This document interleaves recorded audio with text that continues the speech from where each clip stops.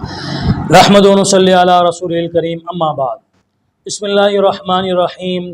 بھائی سبحان صاحب سوال کرتے ہیں کہ ایسا وظیفہ بتا دیجئے کہ میری شادی جو ہے جلدی ہو جائے اور شادی کے لیے پریشان ہوں، ایسا کوئی وظیفہ بتائیے کہ میری شادی ہو جائے۔ بھائی سبحان صاحب، ایک تو آپ کو اللہ تعالیٰ سے دعا کرنی چاہیے اور اپنے لیے خیر مانگنی چاہیے کہ یا اللہ جو میرے لیے بہتر ہو، جو میرے مقدر میں بہتر ہو، جو اسی طرح میرے لیے بہتر ہو، وہ یا اللہ میرے لیے فیصلہ فرما دیجئے۔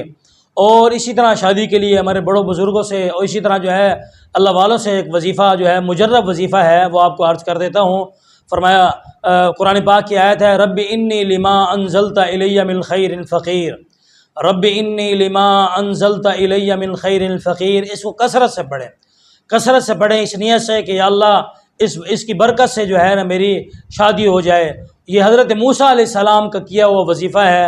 حضرت موسیٰ علیہ السلام جب مدین چلے گئے تھے تو انہوں نے یہ دعا مانگی تھی، رب انی لما انزلت الی من خیر فقیر۔